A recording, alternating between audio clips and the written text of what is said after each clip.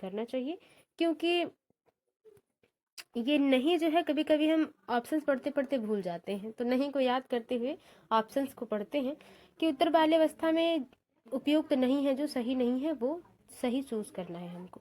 सामान्य खेलों के लिए आवश्यक शारीरिक कुशलताएं सीखना, पुरुषोचित या स्त्रियोचित सामाजिक भूमिकाओं को प्राप्त करना, व्यक्तिक आत्मनिर्भरता प्राप्त करना, अपने हम उम्र बालकों के साथ रहना सीखना। देखिए उत्तर बाल्यावस्था की अवधि आप बताएं कब से कब तक निर्धारित की गई है। हाँ, ये बात अलग है कि अलग अलग मनोवैज्ञानिकों ने अपनी अपनी मत दिए हैं, लेकिन आप एक जो जनरल हमेशा हम यूज करते हैं वो उत्तर बाल्यावस्था की अवधि आप बताइए। ठीक है, तो सामान्य खेलों के लिए आवश्यक शारीरिक कुशलताएं सीखना ये सही है, इसलिए ये आपका ऑप्शन नहीं होगा। पुरुषोचित और स्त्रियोचित सामाजिक भूमिकाओं को प्राप्त करना, नहीं, अभी आप उत्तर बाल्यावस्था में हैं जहां आपकी उम्र आप बताएंगे। ठीक है, बच्चे की उम्र क्या है, कम है, और वहां पे हमें स्त्रियों और पुरुषों की जो सामाजिक भूमिकाएं हैं इनके बारे में हमें ध्यान देने की आवश्यकता नहीं है। यहाँ पे निगेटिव पूछा है, दूसरा ऑप्शन बिल्कुल सही हो जाएगा। निम्न में से कौन सा कथन विकास के बारे में सत्य नहीं है? देखिए निगेटिव क्वेश्चन है, निगेटिव ऑप्शन सही होगा। विकास अंतः क्रिया का फल है, ये बात सही है, इसलिए ये गलत हो जाएगा, ये नहीं पूछा है, तो जो निगेटिव क्वेश्चन होगा वो सही होगा। विकास एक व्यवस्थित श्रृंखला का अनुगामी है, सही है, इसलिए ये नहीं है। विकास एक व्यक्तिगत प्रक्रिया है, विकास विशिष्ट से समान की ओर होता है। देखिए सबसे गलत जो है, सबसे निगेटिव जो है वो ये है चौथा ऑप्शन, विकास विशिष्ट से सामान्य की नहीं बल्कि सामान्य से विशिष्ट की ओर जाता है। ठीक है ना, सामान्य से विशिष्ट की ओर जाता है, साधारण से पहला अच्छा दूसरा क्वेश्चन था, सॉरी, तीसरे क्वेश्चन को देखते हैं। 9 वर्ष के बालक की नैतिक तर्कड़ा आधारित होती है। नैतिक तर्कड़ा यानी कि जो है कि कोहलबर्ग साहब के हिसाब से, आपने अगर उनकी थ्योरी को पढ़ा होगा तो बहुत अच्छे से नैतिक तर्कड़ा आपने समझा होगा, जहाँ पे आप नैतिकता को समझ पाते हैं कि किस प्रकार से हमें बड़ों के सामने रहना है, किस तरह से समाज में घुलना मिलना है, रहना सीखना है, ये सारी चीजें। ऑप्शन देखते हैं। किसी कार्य के भौतिक परिणाम उसकी अच्छाई या बुराई को निर्धारित करते हैं। ठीक, कोई कार्य सही होना इस बात पर निर्भर करता है कि उससे व्यक्ति की अपनी आवश्यकता पूर्ति होती है। देखिए ये ऑप्शन अगर आप देखेंगे कि अगर आपकी आवश्यकता पूर्ति हो जाए तो वो काम सही है, ये गलत ऑप्शन है। क्यों? क्योंकि मान लीजिए आपको बहुत ज़्यादा ज़रूरत है बाइक की, जैसे लड़कियों को भी अब बाइक चलाना पसंद है, क्योंकि अब ये जेंडर बयास की बात नहीं होती, क्योंकि हम लोग सीडीपी पढ़ते हैं, पैडागोगी पढ़ते हैं, तो हम लोग जानते हैं कि कुछ भी भिन्नता नहीं है कार्यों में। तो बाइक लेनी है, तो बाइक लेनी है अगर आपको, तो आपको तो आवश्यकता है बाइक, लेकिन सिचुएशन घर की ऐसी है कि हम अभी बाइक नहीं ले सकते हैं।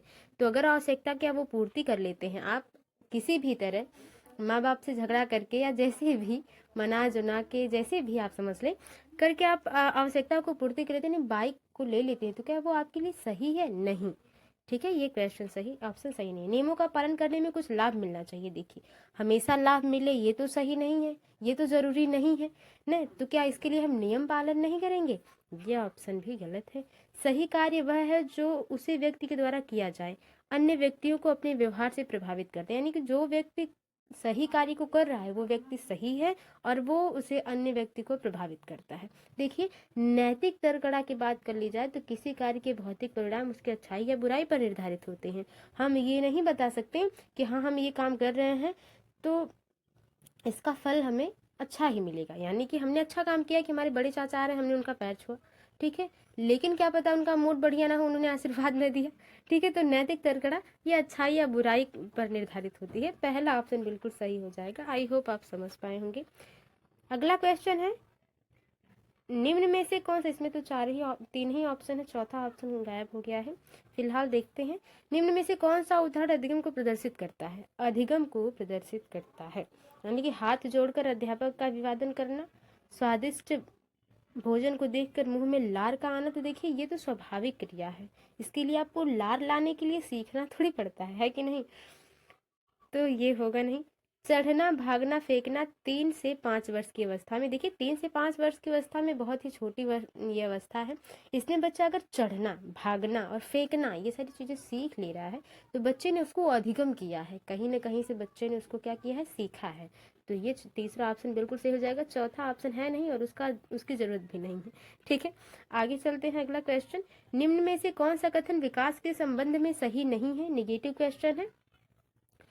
विकास प्रतिमानों की कुछ निश्चित विशेषताओं की भविष्यवाणी की जा सकती है। विकास में कुछ ऐसे पहलू हैं जिनका जो है भविष्यवाणी हम कर सकते हैं कि बच्चा इतने वर्ष में होता है, 3 माह में होता है तो बच्चा जो है अपने माँ को पहचानने लगता है। 12 वर्ष का होता है या 9 वर्ष का होता है, 9 से 11 माह का होता है तो बच्चा चलने लगता है, यानी कि अपने हाथ पैर फेंकने लगता है, बढ़ाने लगता है, चलने की कोशिश करने लगता है, या कुछ बच्चे चलने लगते हैं।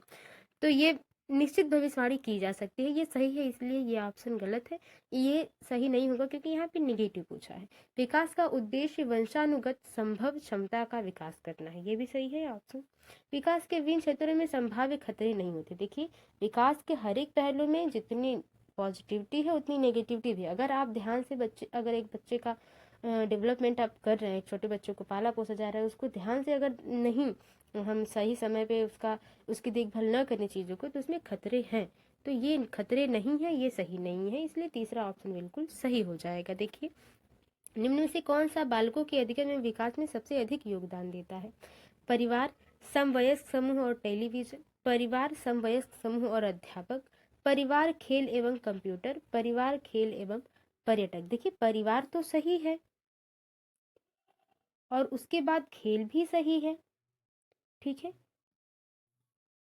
लेकिन यहाँ पे कंप्यूटर आ गया, यहाँ पे पर्यटक आ गया, पर्यटन आ गया, यहाँ पे टेलीविजन। देखिए पर्यटन सही है, भ्रमण करना जिसे आप कहते हैं वो सही है, लेकिन यहाँ पे कुछ सीखने के लिए पर्यटन नहीं करवाया जा रहा है, ठीक है। तो अधिगम के साथ विकास भी तो जुड़ा हुआ है यहाँ पे। तो ये ऑप्शन जो है परिवार, समवयस्क समूह और अध्यापक, यहाँ से बच्चा बहुत बेहतर सीख पाएगा, ठीक है, सीख भी पाएगा और बच्चे का विकास भी बढ़िया होगा। आगे देखते हैं। संज्ञानात्मक विकास का अर्थ है अभियोग्यता का विकास, बच्चे का विकास, शारीरिक कौशल का विकास, व्यक्तिगत विकास। एक बार सोचिए वीडियो पॉज करके और देखिए कि आप इसका सही आंसर क्या लगाते हैं। देखिए संज्ञानात्मक विकास क्रिएटिविटी, रचनात्मक तरीके से जो चीज़ें आप कर पाते हैं वो बेहतर है, वो सही है। संज्ञानात्मक विकास वो है एक प्रकार का, ठीक है। तो बच्चे का विकास संज्ञानात्मक विकास में नहीं आता, ये तो पूरी डेवलपमेंट थियरी में आ जाता है। शारीरिक कौशल का विकास ये भी नहीं, व्यक्तिगत विकास, अभियोग्यता का विकास कि आपने कितना सीखा है कि आप कितने योग्य हो चुके हैं। संज्ञानात्मक विकास का अर्थ ये होता है कि आप में कितनी नैतिकता आ गई है, सामाजिकता आ गई है, ये सारी चीजें। पहला ऑप्शन सही हो जाएगा। व्यवहार का करना यानी कि जो काम आप कर रहे हैं, पक्ष डैश में आता है, सीखने के गतिक क्षेत्र में, भावनात्मक क्षेत्र में, मनोवैज्ञानिक क्षेत्र में, संज्ञानात्मक क्षेत्र में। देखिए हम काम कर रहे हैं, तो जब हम काम कर रहे हैं तो वो गतिक क्षेत्र में आएगा, ठीक है, गति यानी चलना फिरना, काम करना। ये पहला ऑप्शन बिल्कुल सही हो जाएगा। आगे देखते हैं। नवा क्वेश्चन है, शैशवावस्था के लिए उत्तम शिक्षण विधि है। शैशवावस्था में मॉन्टेसरी विधि, खेल विधि, किंडरगार्टन और उपयुक्त सभी। तो देखिए 9वां का क्वेश्चन सबसे आसान है। क्यों? क्योंकि शैशवावस्था के लिए ही मॉन्टेसरी विधि का उपयोग किया गया था, खेल विधि और किंडरगार्टन का विधि का यूज किया गया था। चौथा ऑप्शन बिल्कुल सही हो जाएगा। मॉन्टेसरी विधि किसने दी है और किंडरगार्टन विधि के जनक कौन है, ये आप कमेंट बॉक्स में जरूर नोट डाउन करके बताएं। भाषा विकास का सिद्धांत नहीं है, निगेटिव क्वेश्चन। अनुबंधन का सिद्धांत, अनुकरण का सिद्धांत, अतिरिक्त शक्ति का सिद्धांत, परिपक्वता का सिद्धांत। तो देखिए ये सारे सिद्धांत सही हैं। एक जो सिद्धांत नहीं किसी भी मनोवैज्ञानिक ने नहीं दिया वो है अतिरिक्त शक्ति का सिद्धांत, नहीं दिया गया है, तो जो सही है। अनुबंधन का सिद्धांत आप समझ रहे हैं। अनुकरण का सिद्धांत कि बच्चा जो है, स्किनर साहब कहते हैं कि देख देख के बच्चा सीखता है नकल करके, हाँ, तो ये सारे सिद्धांत है। बच्चों के समाजी विकास में किसका विशेष महत्व है? खेल है, बाल साहित्य, दिनचर्या, संचार माध्यम। तो देखिए आप समझ गए होंगे किसका सही सबसे आंसर है खेल, क्योंकि बच्चा 1 to 5 हम क्या है 1 to 5 तक के क्लास के बच्चों को हम ये जो है CDP वाला पोर्शन है तो प्राइमरी लेवल का है, तो यहाँ पे बच्चा क्या करेगा 1 to 5 में? बच्चे छोटे होंगे तो वो खेल विधि से ही तो अच्छा विकास कर सकते हैं, और बाल साहित्य, उन्हें संचार, दिनचर्या उनकी कैसी हो, मतलब टाइम टेबल बनाना, ये वो जो हम लोग करते हैं, तो ये बचपन में जरूरी नहीं है, खेल विधि सही है। भाषा विकास के लिए सबसे संवेदनशील समय निम्नलिखित में से कौन सा है? जन्म पूर्व का समय, मध्य बचपन का समय, वयस्कावस्था, प्रारंभिक बचपन का समय। कौन सा संवेदनशील समय, संवेदनीय सबसे समय जो है वो आप जन्म से पूर्व का समय, मध्य बचपन का समय, वयस्कावस्था। प्रारंभिक बचपन का जो समय होता है, प्रारंभिक बचपन का जो शुरुआती, वो सबसे संवेदनशील होता है, वहां पे आपको ज्यादा खतरे होते हैं, बचाव की ज्यादा जरूरत होती है। आगे देखते हैं अगला क्वेश्चन। विकास के लिए निम्नलिखित में से कौन सा एक उचित है? विकास के डेवलपमेंट के हिसाब से विकास जन्म के साथ प्रारंभ होता है और समाप्त होता है। ठीक। सामाजिक सांस्कृतिक संदर्भ विकास में एक महत्वपूर्ण भूमिका का निर्वाह करते हैं। तो देखिए वाइगोत्स्की साहब हमेशा ये कहते हैं कि सामाजिक सांस्कृतिक जो चीज़ें हैं वो बढ़िया हैं, वो मतलब उनकी थ्योरी को आप अगर उनसे रिलेटेड क्वेश्चन आ जाते हैं तो आप ये समझ लीजिए कि अगर सामाजिक संस्कृति की बात हो गई है तो वो ऑप्शन सही होगा। बात यह है कि वो पूरी तरह से पॉजिटिव हो ऑप्शन। एकल आयामी विकास नहीं है, विकास पृथक नहीं है, क्योंकि विकास और आपके जो संज्ञानात्मक विकास है या शारीरिक विकास है, ये सारी जो है उसी में आ जाते हैं, डेवलपमेंट में ही। तो 13 का जो सही आंसर है वो दूसरा हो जाएगा। सामाजिक सांस्कृतिक संदर्भ विकास में एक महत्वपूर्ण भूमिका का निर्वाह करता है। समाज में रहकर बच्चा और भी बहुत कुछ सीख पाता है। शैशव काल की अवधि है जन्म से 1 वर्ष तक, जन्म से 2 वर्ष तक, जन्म से 3 वर्ष तक, 2 से 3 वर्ष तक। तो इसको फटाक से देख लेते हैं। जन्म से 2 वर्ष शैशव अवस्था है।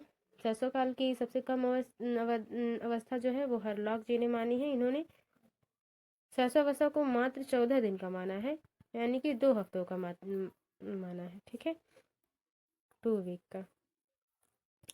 आगे देखते हैं। विकास डैश से डैश की ओर बढ़ता है। सामान्य से विशिष्ट, जटिल से कठिन, विशिष्ट से समान, साधारण से आसान। तो आप समझ गए होंगे, बहुत ही आसान प्रश्न है ये। सामान्य से विशिष्ट, पहले छोटी चीजें सिखाई जाती है, फिर उससे बड़ी, फिर उससे बड़ी, फिर उससे बड़ी। अब आप ही हैं, एक ही बार पूरा सिलेबस लेके लिख ले फिर पढ़ने बैठे तो आप नहीं पढ़ पाएंगे। आप वही टॉपिक वाइज पढ़ना शुरू करेंगे तो वो चीजें आसानी से आपको याद होती रहेंगी। यही बात हो जाती है विकास के बारे में। मध्य बाल्यावस्था में विकास डेवलपमेंट की बात हो रही है। मध्य बाल्यावस्था में बालक डैश के बजाय डैश अधिक है। अहम केंद्रित, ठीक है, अहम केंद्रित, सामाजिकृत, अहम केंद्रित, जीववादी, सामाजिक और परिपक्व और अपरिपक्व। देखिए मध्य बाल्यावस्था की बात हो रही है तो इसमें बच्चा जो है वो सामाजिकृत के बजाय अहम केंद्रित होता है, यानी कि उसकी गुड़िया अगर है बच्चे की तो वो समाज के लिए इम्पोर्टेंट है या नहीं है। अगर उसके हाथ से गुड़िया किसी ने छीन लिया, कोई उसका जो बहुत प्रिय खिलौना है छीन लिया गया, तो बच्चा वो बवाल कर देगा, यानी कि दिक्कत है बच्चे को। तो बच्चे अहम केंद्रित ज्यादा होते हैं बाल्यावस्था में, ना कि सामाजिकृत होते हैं। आगे देखते हैं। आपको चोट लगती है, आपको कैसा लगता है, बुरा लगता है, ये उनसे मतलब नहीं होता, वो उनको जो पसंद है वो करते हैं। बच्चों का सामाजिक विकास वास्तव में प्रारंभ होता है विद्यालय पूर्वावस्था में, शैशवावस्था में, पूर्व बाल्यावस्था में और उत्तर बाल्यावस्था में। तो आपको पता है कि सामाजिक विकास वास्तव में जो शुरू होता है वो उत्तर बाल्यावस्था में शुरू होता है, क्योंकि यहाँ पर बच्चा थोड़ा बहुत नैतिक सामाजिक चीज़ों को समझना शुरू कर देता है। बच्चे को लगता है कि हाँ ये चीज़ अगर मुझे बुरी लग सकती है या खराब लग सकती है तो किसी और को भी अगर ये बात बोली जाए तो ये खराब लगेगी। ठीक है, तो ये सारी चीज़ें उत्तर बाल्यावस्था में लगभग समझ में आती हैं बच्चों को। निम्न में से कौन सा कथन सही नहीं है? वृद्धि और विकास अंतः संबंधित है, ये बात सही है इसलिए गलत है। वृद्धि पहले है, विकास बाद में है। विकास संख्यानात्मक है और वृद्धि गुणात्मक है। 18 के सही आंसर की बात कर ली जाए तो विकास क्या है? संख्यात्मक नहीं है। मतलब ये जो है सही नहीं है वो यही है कि विकास संख्यानात्मक नहीं है, ये गुणात्मक है। ये जितना आप सीखेंगे, करेंगे, अधिगम करेंगे, अर्जन करेंगे, वो बढ़ता जाएगा। ठीक है, उसे संख्या में आप प्रदर्शित नहीं कर पाएंगे। बाल विकास को, अच्छा अगर आपसे कहा जाए कि आपने कितना व्यवहार उनसे, अगर 1 घंटे कोई नया व्यक्ति है, कई किसी नए स्कूल में आप टीचिंग कराने गए, वहाँ पे बहुत लोग मिलेंगे और वहाँ पे हमने 6 लोगों के 7 लोगों के साथ बैठ के बात करी पहले दिन, तो हम अगले दिन जरूर ये समझ पाएंगे कि कौन व्यक्ति बढ़िया है, कौन किस व्यक्ति ने कौन सी बात पे ज़्यादा जोर दिया, या वो व्यक्ति का नेचर कैसा हो सकता है। तो ये सारी चीज़ें। बाल विकास को सबसे अधिक प्रेरित करने वाला प्रमुख घटक है बड़ा भवन, जो कि गलत है। खेल का मैदान, जो कि सबसे सही है। ठीक है, यौन परिपक्वता बाल विकास में नहीं आती, यानी कि किशोरावस्था की बात होती, वयस्कावस्था की बात होती तो वहां तक बात होती, लेकिन खेल का मैदान है तो सबसे सही आंसर प्रमुख घटक यही हो जाएगा, अधिक प्रेरित करने वाला। सर्वोत्तम, क्योंकि खेल के मैदान में बहुत से ऐसे बच्चे होते हैं, बच्चों के साथ घुलते मिलते हैं, खेलते हैं, बच्चा वहाँ पे बहुत कुछ सीख के आता है, अच्छी चीजें भी और बुरी चीजें भी। सर्वोत्तम विकास के लिए प्रारंभिक अनुभव का स्वरूप होना चाहिए सामान्य, असामान्य, आदर्शवादी, सुखद। प्रारंभिक अनुभव जो हो वो सुखद हो, यानी कि विकास जो आप, या अपने मन की ही बात आप जान लें कि अगर आप किसी बहुत ही अपसेट फील कर रहे हैं, नहीं ठीक लग रहा है आपको, तो वहाँ पे आप किसके साथ बैठना पसंद करेंगे? वो व्यक्ति जो आपको थोड़ा सा मोटिवेट करे, अच्छी बातें बताए, आपको थोड़ा हेल्प करे आपके प्रॉब्लम को सॉल्व करने में थोड़ी सी, तो वो सुखद अनुभव विकास में होना चाहिए, सर्वोत्तम विकास। ठीक है, चौथा ऑप्शन बिल्कुल सही हो जाएगा। आगे, निम्नलिखित में से कौन सा सूक्ष्म गति कौशल का उदाहरण? सूक्ष्म गति जिसमें कम मांसपेशियों का यूज हो, हाथ पैर चलाना हो। स्थूल गौतक जिसमें स्थूल गति कौशल वो होता है जिसमें ज्यादा मांसपेशियां काम करती हैं।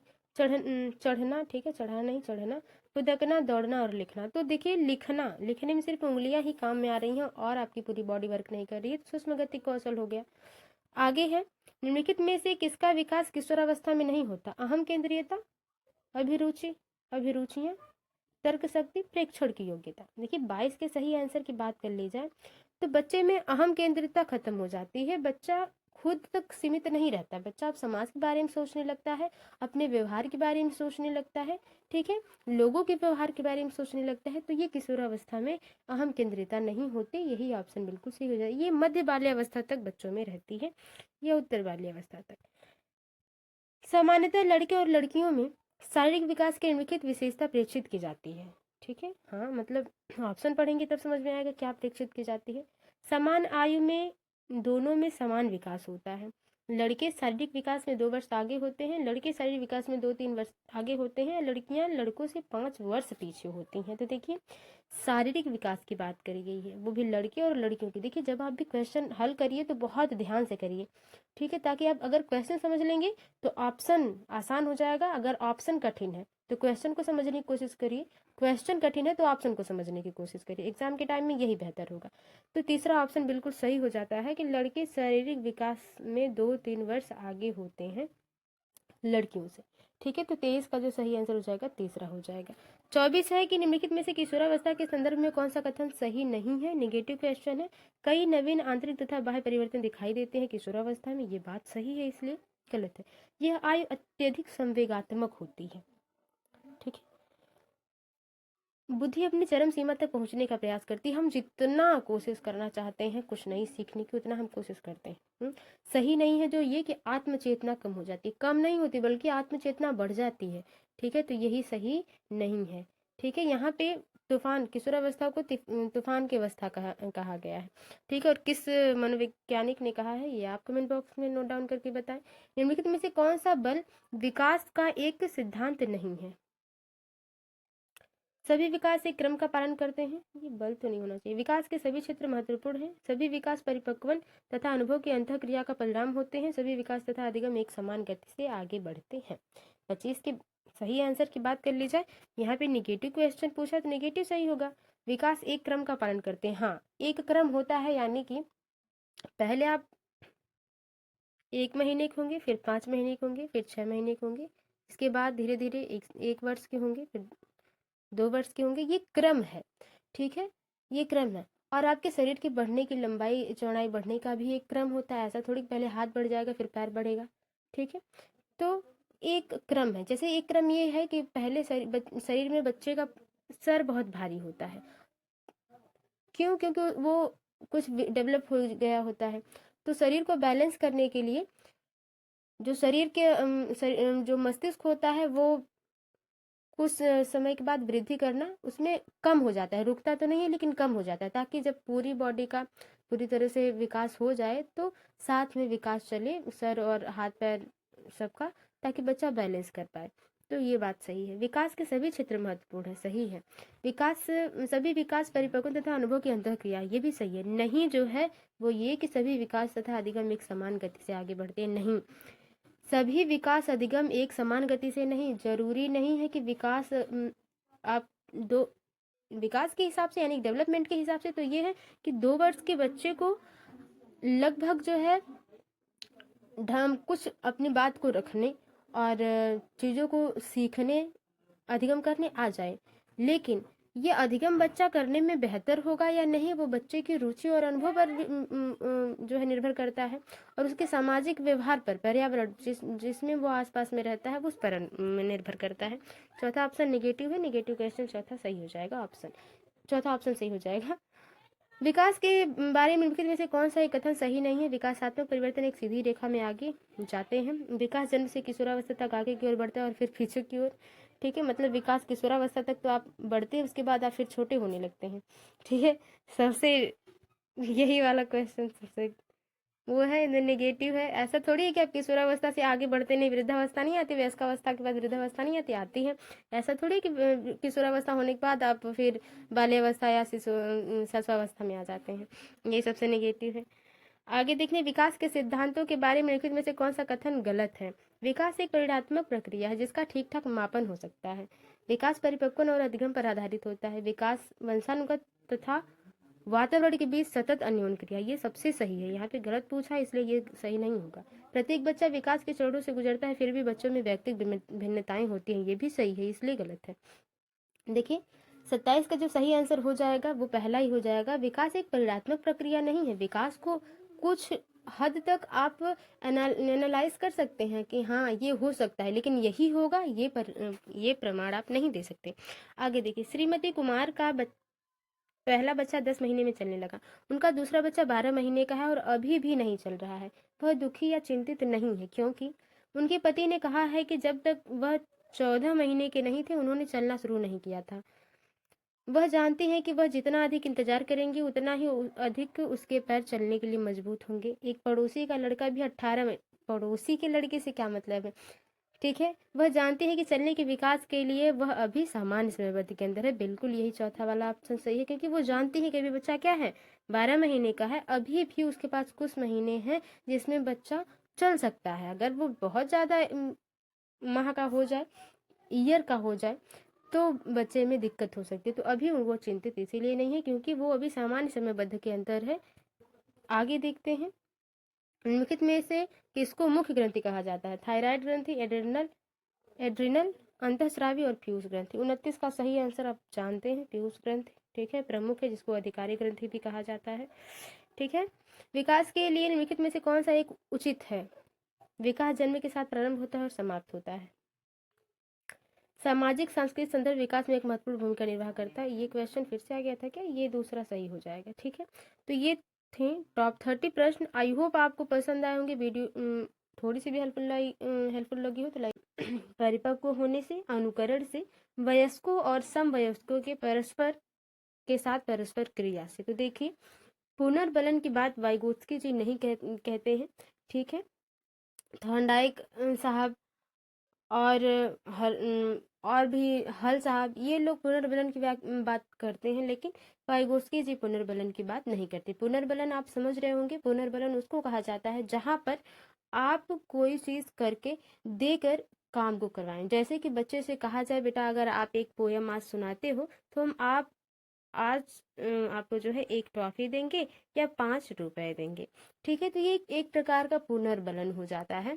ठीक है, और ये पुनर्बलन उद्दीपक के रूप में कभी कभी काम करता है, कभी कभी रुचि वो जो है कि बच्चों में एक जिज्ञासा के रूप में कि हाँ अगर मैं ये काम करूंगा तो मुझे पुनर्बलन यानी कि ये चीज मुझे दी जाएगी। ठीक है, तो ये इसकी बात वाइगोत्स्की जी नहीं करते। परिपक्व होने से, ये परिपक्वता की बात यहाँ पे नहीं करते, बच्चों के सीखने की बात है। अनुकरण की बात स्किनर साहब ज्यादा करते हैं, वाइगोत्स्की जी नहीं करते हैं। ठीक है, वयस्कों और समवयस्कों के साथ परस्पर क्रिया करके यानी कि उनसे बातचीत करके उनके व्यवहार में ढलकर बच्चे अच्छा सीखते हैं। ये चौथा ऑप्शन बिल्कुल सही हो जाएगा।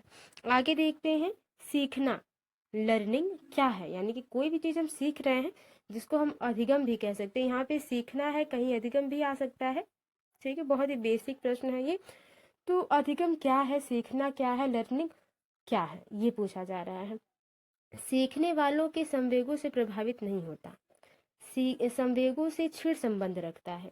सीखने वाले के संवेगों से स्वतंत्र है या सीखने वालों के संवेगों से प्रभावित होता है। देखिए अधिगम क्या है पूछा जा रहा है। ऑप्शन के हिसाब से पहला ऑप्शन कह रहा है कि सीखने वाले के संवेगों से प्रभावित नहीं होता है, तो ऐसी बात नहीं है।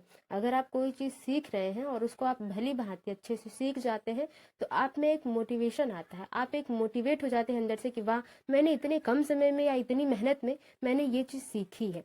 तो संवेग यानी कि जो आपका मन, अंदर का जो भाव है मन का, यानी कि आपकी भावना, ठीक है, आपके संवेग जैसे क्रोध, डर, भय, प्रेम, ये सारे संवेग है जो मैकडूगल साहब ने अपने थ्योरी में बताया है। मैकडूगल साहब ने अपने थ्योरी में बताया है संवेग और जो है उनके कारक जो हैं अलग अलग उन्होंने बताए हुए हैं और अच्छे से उस पर बातें भी की जा चुकी हैं। संवेगों से छिड़ संबंध होता है, सीखने का संवेगों से छिड़ संबंध नहीं होता है। सीखना ही ऐसी चीज़ है, अगर आप मान लीजिए सीटेट की तैयारी कर रहे हैं, आप सारे सब्जेक्ट्स को लेकर सीख रहे हैं, बहुत मोटिवेटेड है और बाई चांस इस बार न करें कि आपका नहीं होता है, क्योंकि देखिए पॉजिटिव निगेटिव हर एक हिस्से का पॉजिटिव और निगेटिव पहलू होता है। तो नहीं होता है तो आपका संवेग, आप मन से क्या भाव आपका आएगा कि इतनी मेहनत की फिर भी नहीं हुआ, तो आप कहीं ना कहीं डिमोटिवेट होंगे। तो छिड़ नहीं, बहुत गहरा संबंध होता है, ये भी नहीं होगा। सीखने वाले के संवेगों से स्वतंत्र है, कभी भी अधिगम स्वतंत्र नहीं हो सकता। जब भी आप कुछ सीखते हैं, अगर अच्छा सीखते हैं या बुरा सीखते हैं, तो वो आपके मन में इफेक्ट पड़ता है उसका। तो ऐसा नहीं कि स्वतंत्र है, सीखने वाले के संवेगों से प्रभावित होता है। बिल्कुल यही सही है चौथा ऑप्शन, कि जो भी हम सीखते हैं वो हमारे मन में हमारे भाव को परिवर्तित करता है। ठीक है, पियाजे के अनुसार विकास को अधिगम प्रभावित करने में निम्नलिखित कारकों में से किसकी भूमिका महत्वपूर्ण होती है। ठीक ना, किसकी भूमिका महत्वपूर्ण होती है पियाजे के अनुसार। पियाजे जी क्या कहते हैं, भाषा, पुनर्बलन, भौतिक विश्व के साथ अनुभव, अनुकरण। तो पियाजे जी भाषा की बात नहीं करते, ठीक है। हाँ, वाइगोट्स्की और पियाजे जी एक भाषा की बात करते हैं जो बच्चा अपने आप से बात करता है, यानी आंतरिक भाषा। आंतरिक भाषा यानी कि कोई काम करते हुए बच्चा अपने मन में ही गुनगुना रहा है, अपने आप से ही बात कर रहा है। तो पियाजे जी उसको अहम के अंदर भाषा कहे हैं और वाइगोट्स्की जी उसको निजी भाषा कहे हैं। तो यहाँ से बहुत ही टॉपिक प्रश्न मैंने आपको बताया, ये आप बहुत ज्यादा घुमा फिरा के क्वेश्चन पूछता है, लेकिन पूछता जरूर है एग्जाम में, सीटेट के एग्जाम में, पैरागॉजी में।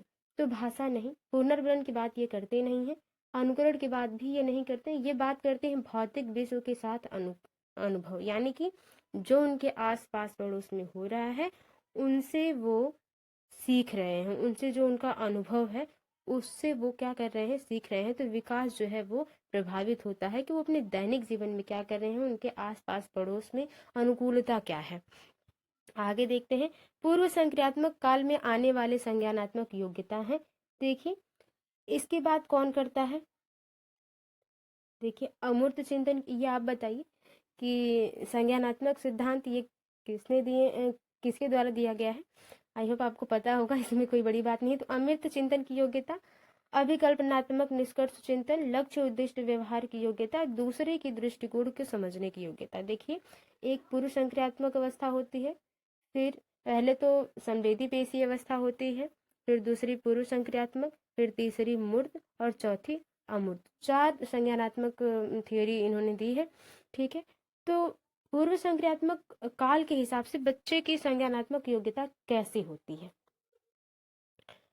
अमूर्त चिंतन पूर्व में नहीं होगा, अमूर्त संक्रियात्मक अवस्था जब होगी तब बच्चा अमूर्त चिंतन करता है। अभिकल्पनात्मक निष्कर्ष बच्चा नहीं निकाल पाता यहाँ। लक्ष्य उद्दिष्ट व्यवहार की योग्यता, पूर्व संक्रियात्मक काल में बच्चे में ये होता है कि ये गुड़िया जो है वो मुझे चाहिए तो चाहिए, इससे फायदा हो या ना हो, क्या होगा, जरूरी है या नहीं। तो लक्ष्य उद्दिष्ट व्यवहार की योग्यता होती है, एक लक्ष्य होता है बच्चे में, जब तक बच्चा वो पा नहीं लेगा तब तक बच्चा बैठेगा नहीं शांत। तो ये पूर्व संक्रियात्मक अवस्था में होती है। तीसरा ऑप्शन बिल्कुल सही हो जाएगा, जो कि 2 से 7 वर्ष की अवस्था होती है, ठीक है। यानी कि पेशी अवस्था जो है वो जन्म से 2 वर्ष होती है, 2 वर्ष, और ये 2 से 7 वर्ष होती है। आगे बहुत से ऐसे प्रश्न हैं तो देखते हैं, वाइगोत्स्की के अनुसार सीखने को पृथक नहीं किया जा सकता, यानी कि अधिगम जो है अलग नहीं है। वाइगोत्स्की जी के अनुसार अधिगम अलग नहीं है, उसके सामाजिक संदर्भ से, अवबोधन और अवधारणात्मक प्रक्रियाओं से, पुनर्बलन से, व्यवहार में मापने योग्य परिवर्तन से। देखिए वाइगोत्स्की जी की अगर बात कर ली जाए तो आप ये जानेंगे, जब भी इनके क्वेश्चन को हल करने जाए आप, तो ये ध्यान में रखें कि ये हमेशा सामाजिक अंतःक्रिया की बात करते हैं, कि बच्चा जो है समाज में पूरी तरह से मिलकर, सीख कर, देखकर चीजों को सीखता है। ठीक है, तो अवबोधन और अवधारणात्मक प्रक्रिया वो बात नहीं करते, पुनर्बलन की बात तो ये करते ही नहीं। मापने और व्यवहारों को मापने, किससे मापा जा सकता है, कितना मापा जाता है, इस पर भी वो बात नहीं करते हैं।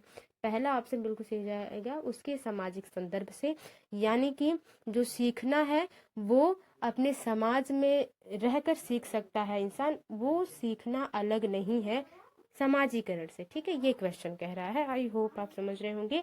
बच्चे अपनी समझ से विश्व की परिकल्पना करते हैं, ये कथन किसने दिया है? पावलाव, स्किनर, पियाजे और कोहलबर्ग। देखिए कोहलबर्ग और पियाजे और स्किनर, पियाजे और जो है वाइगोस्की जी, इनसे इतने प्रश्न बनते हैं, इतने प्रश्न बनते हैं कि इनको तो इतनी तरह अच्छे तरीके से रट के जाइएगा कि इनका नाम तो नहीं पता होता। अधिकतर जो 6 to 8 या 1 to 5 के, 6 to 8 की अगर बात कर ली जाए तो वहां पे तो नाम तो देगा ही नहीं, नाम देता ही नहीं है, पहले क्वेश्चन बना देता है और ये पूछता है, ऑप्शन के हिसाब से आपको चूज करना पड़ता है कि ये किसके हिसाब से क्वेश्चन पूछा गया है, कि पियाजे जी के साहब, पियाजे साहब की या वैगोत्स्की साहब की किसके हिसाब से क्वेश्चन बना है, तो ये हो जाता है। तो देखिए बच्चे अपनी समझ से विश्व की परिकल्पना करते हैं, यानी कि विश्व ऐसा होगा, बच्चे ऐसा सोचते हैं। तो ये जो है पियाजे जी ही ऐसी बात करते हैं, ये कथन इनके द्वारा दिया गया है। वैसे कथन बहुत ज़्यादा नहीं पूछे जाते सीटेट में, यहाँ पे बस ऐसे ही ले लिया गया था। बालकों की सोच अमूर्तता की अपेक्षा मूर्त अनुभव एवं प्रत्ययों से होती है, यह अवस्था है। यानी कि कौन सी ऐसी अवस्था है, ये देखिए 7 से 12 वर्ष, 2 से 7 वर्ष, 12 से वयस्क तक और जन्म से 2 वर्ष। ये देखिए ऑप्शन देखेंगे और क्वेश्चन देखेंगे तो ये जो है, जो अभी अभी हम लोगों ने संज्ञानात्मक थ्योरी पढ़ी है, पेशी अवस्था, संवेदी पेशी अवस्था, पूर्व संक्रियात्मक अवस्था, मूर्त और अमूर्त, वहीं से है। देखिए जन्म से 2 वर्ष ये संवेदी पेशी अवस्था है, ठीक है, और 2 से 7 वर्ष पूर्व संक्रियात्मक अवस्था है, 7 से 12 जो है वो मूर्त है, और 12 से वयस्क तक ये अमूर्त संक्रियात्मक अवस्था है। ठीक है, तो ये संज्ञानात्मक थ्योरी से पूछा गया। ये किसके द्वारा पूछा गया ये मैं नाम न लूँ, मैं यही कोशिश कर रही हूँ कि आप कमेंट बॉक्स में बताएंगे जरूर। ठीक है, तो मूर्त अनुभव और प्रत्यय से होती है, वो कौन सी है, तो आप समझ रहे हैं कि बच्चा जो सामने देख रहा है, मूर्त यानी कि जो सामने दिख रहा है, ठीक है, उसी से बच्चा अनुभव कर पा रहा है और सीख रहा है, तो वो 7 से 12 वर्ष की उम्र हो जाएगी, मूर्त संक्रियात्मक अवस्था में बात हो जाएगी। क्वेश्चन पढ़ते हैं। कोई 5 साल की लड़की एक शर्ट को तह करते करते हुए अपने आप से बात करती है। देखिए जो क्वेश्चन मैंने अभी भी बताया, ठीक है, लड़की द्वारा प्रदर्शित व्यवहार के संदर्भ में निम्नलिखित में से कौन सा कथन सही है? जीन पियाजे और लेव वाइगोत्स्की इसकी व्याख्या बच्चों के विचारों की अहम केंद्रित प्रकृति के रूप में करेंगे। देखिए यहाँ पे वाइगोत्स्की जी को भी कहा है, पियाजे जी को, तो इनकी थियोरी अलग अलग है, ये दोनों अहम केंद्रित की बात नहीं करते हैं। जीन पियाजे इसे अहम केंद्रित भाषा कहेगा और लेव वाइगोत्स्की इसकी व्याख्या बच्चों की निजी भाषा से अपनी क्रिया को नियमित करने के प्रयासों के रूप में करेगा। 8वें का सबसे सही आंसर यही हो जाएगा कि बच्ची क्या कर रही है, शर्ट को तह बना रही है, क्या बना रही है, तह बना रही है, और उसके बाद वो अपने आप से बात करी। तो जीन पियाजे इसको अहम केंद्रित भाषा कहेंगे और ले वाइगोत्स्की इसको क्या कहेंगे, निजी भाषा, कि बच्ची अपने आप से बात करके अपने जो है विल पावर को बढ़ा रही है, या जो है कि बच्चे अपने सोचने की क्षमता को बढ़ा रही है, तर्क करने की क्षमता को बढ़ा रही है, ये बात कहते हैं लोग। ठीक है, तो ये आई होप आपको क्लियर होगा। आगे देखते हैं संज्ञानात्मक विकास के 4 चरणों, संवेदी पेशी, पूर्व संक्रियात्मक स्थूल जिसे मूर्त संक्रियात्मक कहते हैं, और औपचारिक संक्रियात्मक जिसे अमूर्त संक्रियात्मक कहते हैं। ठीक है, देखिए हिंदी में जो है नाम वो अलग अलग होते हैं और इंग्लिश में एक होते हैं, तो इंग्लिश वर्ड को ज़्यादा आप वो करिएगा, या यहाँ अगर आप जानते हैं, थियरी पढ़ते हैं, तो आप नहीं कंफ्यूज होंगे, मुझे जहाँ तक लगता है। देखिए संवेदी पेशी तो है ही पूर्व संक्रियात्मक, यहाँ पे मूर्त को स्थूल कर दिया है और अमूर्त को औपचारिक कह दिया है, बस यही बात है। तो पहचान की गई किसके द्वारा, हिलगार्ड द्वारा, स्टार्ट द्वारा, हरलॉक द्वारा, पियाजे द्वारा। देखिए जो क्वेश्चन मैं आपसे पूछ रही थी वही क्वेश्चन यहाँ पे आ गया। पियाजे द्वारा ये संज्ञानात्मक थ्योरी दी गई है। इन्होंने चार अवस्था कही है, संवेदी पेशी अवस्था, पूर्व संक्रियात्मक और मूर्त संक्रियात्मक और अमूर्त संक्रियात्मक अवस्था की वो बात करते हैं। ठीक है ना, चौथा ऑप्शन बिल्कुल सही हो जाएगा। अगला क्वेश्चन है कि जब वयस्क सहयोग से सामंजस्य कर लेते हैं, यानी कि जब बड़े बच्चे जो है सामंजस्य कर लेते हैं, तो वह बच्चों के वर्तमान स्तर के प्रदर्शन को संभावित क्षमता के स्तर के प्रदर्शन की तरफ प्रगति क्रम में सुगम बनाते हैं, इसे कहा जाता है। यानी कि क्या कर रहे हैं बच्चे, वयस्क जो है वो सामंजस्य कर ले रहे हैं सहयोग से, किसी के सहयोग से, और बच्चों की वर्तमान समय में जो उनको दिक्कत है उसमें मदद कर रहे हैं। ठीक है, तो वो क्या होगा, समीपस्थ विकास, सहयोग देना, सहगामी अधिगम, सहयोगात्मक अधिगम। देखिए 10वीं का जो सही आंसर हो जाएगा वो समीपस्थ विकास हो जाएगा। बच्चों मान लीजिए ये बच्चा यहाँ पर है, इसको यहाँ पहुँचना है, ठीक है, कहाँ पहुँचना है, यहाँ पहुँचना है, इसका फोल्डिंग की बात लगभग जो हो जाती है वो, तो यहाँ पे पहुँचने के लिए वयस्क तो पहले से ही इन चीज़ों को कर चुका है, इसलिए बच्चे को वो अच्छे से मार्गदर्शन कर सकेगा। तो संभावित क्षमता बच्चे को उस तरफ से बच्चा आराम से अपने लक्ष्य तक पहुँच सकता है वयस्क के जो है हेल्प से। तो वही बात है, समीपस्थ विकास हो जाएगा। देखिए सहयोग देना और समीपस्थ विकास ये अलग अलग क्वेश्चन के हिसाब से ऑप्शन सही होते हैं। ठीक है ना, आगे देखिए उत्तर बाल्यावस्था में बालक भौतिक वस्तुओं के किसी आवश्यक तत्व में परिवर्तन समझने लगते हैं। द्रव्यमान, द्रव्यमान और संख्या, संख्या, द्रव्यमान, संख्या और क्षेत्र। यानी कि जब बालक उत्तर बाल्यावस्था की हो, अवस्था कौन सी है, उत्तर बाल्यावस्था। अवस्था देखिए पूछा गया, तो जब बच्चा उत्तर बाल्यावस्था में होगा तो आपको पता है 7 साल से ऊपर, 7 वर्ष से ऊपर होगा बच्चा, तो वो किस जो है वो द्रव्यमान को जान सकता है, संख्या को और क्षेत्र को। तो ये चौथा ऑप्शन बिल्कुल सही हो जाएगा। ठीक है ना, चौथा ऑप्शन बिल्कुल सही हो जाएगा। अगला देखिए वाइगोत्स्की के अनुसार समीपस्थ विकास का क्षेत्र, वाइगोत्स्की के अनुसार जो समीपस्थ विकास यानी कि बच्चा यहाँ फंसा है, ठीक है, और बच्चे को यहाँ तक जाना है, थोड़ी सी हेल्प मिलेगी तो बच्चा यहाँ चला जाएगा, यहाँ अपने उद्देश्य को पा लेगा। तो ये समीपस्थ विकास का क्षेत्र क्या है वाइगोत्स्की के अनुसार, अध्यापिका के द्वारा दिए गए सहयोग की सीमा निर्धारित करना। देखिए अगर आप सीमा निर्धारित कर देंगे कि आपने बच्चे को क्वेश्चन दिया, ठीक है, आप बताएंगे कि मैं बस इतना ही बताऊंगी ताकि बच्चा इतना अपने से मेहनत करे, ठीक है, तो ये कितना सही होगा। तो सीमा निर्धारित नहीं करनी है। बच्चों के द्वारा स्वतंत्र रूप से किया जा सकने वाला तथा सहायता के साथ करने वाले कार्य के बीच अंतर, बिल्कुल बच्चा जो अपने मन से करे, रुचि से करे और उसमें आप थोड़ी सी हेल्प कर दें, यही बात हो जाएगी समीपस्थ विकास के क्षेत्र की। आगे देखते हैं, निम्नलिखित कथनों में से कौन सा वाइगोत्स्की के द्वारा प्रस्तावित विकास तथा अधिगम के बीच संबंध का सर्वश्रेष्ठ रूप में सार प्रस्तुत करता है। वाइगोत्स्की के द्वारा जो विकास और अधिगम के बीच जो संबंध उन्होंने बताया है वो ऑप्शन के हिसाब से कौन सबसे बढ़िया होगा। विकास अधिगम के स्वाधीन है, विकास प्रक्रिया अधिगम प्रक्रिया से पीछे रह जाती है, विकास अधिगम का समानार्थक है, अधिगम एवं विकास समांतर प्रक्रियाएं हैं। वाइगोत्स्की जी के हिसाब से पूछा गया है। तो वाइगोत्स्की जी क्या कहते हैं, विकास प्रक्रिया अधिगम प्रक्रिया से पीछे रह जाती है। ठीक है, इस पर अगर आप विचार करेंगे तो आप पाएंगे कि अधिगम अगर वाइगोत्स्की जी के बारे में बात कर ली जाए तो वो कहते हैं कि जो विकास प्रक्रिया है ये जरूरी नहीं है कि बच्चे की एज पर निर्भर नहीं करता अधिगम, ये मानते हैं वाइगोत्स्की जी। ठीक है, वाइगोत्स्की जी कहते हैं अगर बच्चा 2 वर्ष का भी है, अगर उसे अच्छे से समझाया जाए, अच्छे से मार्गदर्शन दिया जाए तो बच्चा अपने से ज्यादा उम्र के बच्चों के इतना बराबर हो सकता है उसका आईक्यू लेवल, यानी कि वो सीख सकता है। ये बात जो कहते हैं वो वाइगोत्स्की जी कहते हैं। आई होप आप समझे होंगे।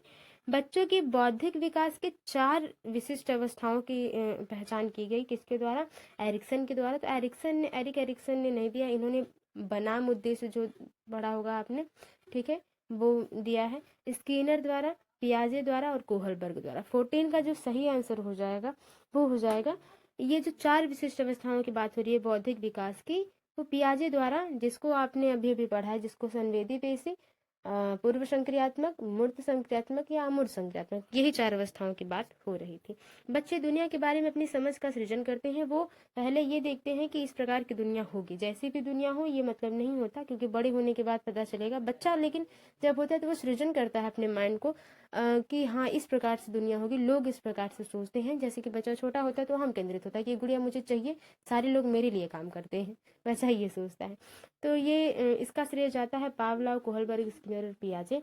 तो ये जो बात कहते हैं वो पियाजे जी कहते हैं कि बच्चा अहम केंद्रित होता है। बच्चा जो है दुनिया के बारे में खुद जो है कल्पना करता है, अपने विचार को कलेक्ट करता है। चौथा ऑप्शन बिल्कुल सही हो जाएगा। पियाजे के अनुसार निम्नलिखित में से कौन सी अवस्था में बच्चा अमूर्त संकल्पनाओं के विषय में तार्किक चिंतन करना आरंभ कर देता है, यानी कि जो चीजें दिखाई नहीं दे रही। मूर्त संक्रियात्मक में जो चीजें दिखाई देती हैं उस पर बात होती है। अमूर्त संकल्पनात्मक यानी कि जो चीजें न दिखाई दे, बल, ऊर्जा, वायु, जो चीजें न दिखाई दे, गुरुत्वाकर्षण बल, ये सारी चीजें। ठीक है, तो ये कब बच्चा चिंतन करेगा? औपचारिक संक्रियात्मक अवस्था यानी कि अमूर्त संक्रियात्मक अवस्था। ठीक है, संवेदी पेशी अवस्था, पूर्व संक्रियात्मक या मूर्त। देखिए मूर्त को कभी कभी मूर्त भी कहा जाता है, कभी कभी स्थूल भी कहा जाता है, तो अनेक नाम है इनके हिंदी में। औपचारिक को आप अमूर्त भी कहते हैं और औपचारिक भी कहते हैं। ठीक है, तो जब अमूर्त चिंतन करेगा बच्चा तो जाहिर सी बात है कि बच्चा क्या है औपचारिक संक्रियात्मक अवस्था में, अमूर्त संक्रियात्मक अवस्था में। ठीक है, जन्म से 2 वर्ष होती है, 2 से 7 वर्ष होती है, 7 से 11 वर्ष, यहाँ 12 वर्ष से ऊपर या 11 वर्ष से ऊपर हो जाती है। ये औपचारिक संक्रियात्मक अवस्था, इन्होंने पियाजे साहब ने जो है ये वर्ष निर्धारित किए हैं इन अवस्थाओं को बांटते हुए। पियाजे के अधिगम के संज्ञानात्मक सिद्धांत के अनुसार वह प्रक्रिया जिसके द्वारा संज्ञानात्मक संरचना को संशोधित किया जाता है कहलाती है। यानी कि जो बच्चे ने सीखा है उसमें उसमें क्या, उसमें संशोधित करना है। बच्चे ने काले कौवे को देखा और काली कोयल को देखा, ठीक है, उसे लगा दोनों चिड़िया एक जैसी हैं, लेकिन बाद में जब उसने आवाज सुनी तो बच्चे ने देखा कि हाँ ये तो दूसरा है पक्षी है, ये दूसरा पक्षी है, भले रंग एक जैसा है। तो जब बच्चा पहले तो बच्चे ने ये देखा कि ये दोनों पक्षी हैं, बाद में जब बच्चा संशोधित करता है कि नहीं ये कौवा है और ये कोयल है, तो उसको क्या कहेंगे? प्रत्यक्षण, समायोजन, समावेशन और स्कीमा। देखिए सत्रह की बात कर ली जाए तो ये समायोजन बच्चा कर लेगा। क्या कर लेगा? समायोजन कर लेगा। जो बच्चे ने पहले से सीखा है उसमें क्या करना? बदलाव करना, उसमें नए चीज को जोड़ना, समझना, समायोजन कर लेना, वही चीज। ठीक है, इस पे बहुत बड़ी चर्चा हो जाएगी अगर पूरी तरह से हम लोग बात कर लें। कोशिश की जाएगी कि मैंने कहा था कि कम समय में किया जाए क्वेश्चन को हल। तो कोहलबर्ग के अनुसार शिक्षक बच्चों में नैतिक मूल्यों का विकास कर सकता है। किस प्रकार से? धार्मिक शिक्षा को महत्व देकर, व्यवहार के स्पष्ट नियम बनाकर, नैतिक मुद्दों पर आधारित चर्चाओं में उन्हें शामिल करके, कैसे व्यवहार किया जाना चाहिए इस पर कठोर निर्देश देकर, यानी कि उसे डरा धमका के। 18 के सही आंसर की बात कर ली जाए तो बताने की जरूरत नहीं है कि नैतिक मुद्दों पर हम क्या करें? चर्चा करें। जब बच्चे वाद विवाद करेंगे तो उन्हें खुद पता चलेगा कि क्या चीजें गलत हैं क्या सही। तीसरा ऑप्शन बिल्कुल सही हो जाएगा। आगे है वाइगोत्स्की के बच्चों के सीखने में निम्नलिखित में से किस कारक की महत्वपूर्ण भूमिका पर बल देते हैं वाइगोत्स्की जी बच्चों के सीखने पे? अनुवांशिकता को, नैतिक को, शारीरिक को, सामाजिक को। तो देखिए किसको, वाइगोत्स्की जी की बात हो रही है तो ये हमेशा सामाजिक के साथ जाएंगे, सामाजिकता को इन्होंने ज्यादा वरीयता दी है। अगला है कि निम्नलिखित में से कौन सा निहितार्थ पियाजे के संज्ञानात्मक विकास के सिद्धांत से नहीं निकाला जा सकता? बच्चों की अधिज्ञानात्मक तत्परता के प्रति संवेदनशीलता, व्यक्तिगत भेदों की स्वीकृति, खोजपूर्ण अधिगम, शाब्दिक शिक्षण की आवश्यकता। नहीं निकाला जा सकता संज्ञानात्मक विकास के सिद्धांत पियाजे जी के। ठीक है, तो आप पता है शाब्दिक शिक्षण की आवश्यकता, जो बच्चा सीख रहा है, ठीक है, और जिस विधि से सीख रहा है इसको निकालना संभव नहीं है। शैशवावस्था में बच्चों पर ज्यादा केयर करने की आवश्यकता होती है। ठीक, कारण क्या है, तर्क क्या है, रीजन है कि यद्यपि जीवन की शुरुआत कुछ वर्ष विकास के लिए बहुत महत्वपूर्ण है। हाँ, जब से जीवन शुरुआत होता है यानी कि जब बच्चा शैशवावस्था में होता है तब से विकास की शुरुआत होती है और उस समय देखभाल करना महत्वपूर्ण है, ये बात सही है। मस्तिष्क नवीनीयता के दृष्टिकोण से पूरी बाल्यावस्था और किशोरावस्था संवेदनशील अवधि है। तो देखिए ये बात गलत नहीं है कि शैशवावस्था में ध्यान देना जरूरी है, ये बात सही है, लेकिन अब शैशवावस्था में अगर आप अच्छे से ध्यान देते हैं तो पूरी ये पूर्व है। बाल्यावस्था और किशोरावस्था भी एक प्रकार की संवेदनशील जो है स्टेज होती है, अवस्था होती है बच्चों में, क्योंकि आप जानते हैं बाल्यावस्था में बच्चा बाल केंद्रित होता है, किशोरावस्था में सब कुछ जानते हुए भी हम जो बालक की या बच्चे की जो मानसिक क्षमता होती है वो बढ़िया तो होती है, लेकिन वो कंफ्यूज होता है बच्चा, तनाव ज़्यादा होता है उसमें। तूफान की अवस्था कहा गया है किशोरावस्था को। किसने कहा है ये कमेंट बॉक्स में आप नोट डाउन करके बताइए। तो देखिए, हाँ ये बात सही है कि शैशवावस्था में ध्यान देना जरूरी है, और शुरुआती समय में विकास बहुत महत्वपूर्ण है, उस पर ध्यान देना। मस्तिष्क पूरी तरह से डेवलप होता है। पूर्व बाल्यावस्था और किशोरावस्था भी एक संवेदनशील जो है अवधि है। तो ए भी सही है और आर भी सही है, यानी कि कहा जा रहा है ए और आर दोनों सही है। बिल्कुल आर सही व्याख्या करता है ए की, पहला ही ऑप्शन हो जाएगा, अदर ऑप्शंस पढ़ने की जरूरत है ही नहीं। आगे देखते हैं, दूसरा क्वेश्चन है कि निम्नलिखित में से कौन सा कथन सामाजिकरण में के संदर्भ में सही है, यानी कि बच्चा जो है समाज में किस प्रकार से सीख रहा है, रह रहा है, व्यवहार कर रहा है। ऑप्शन देखते हैं।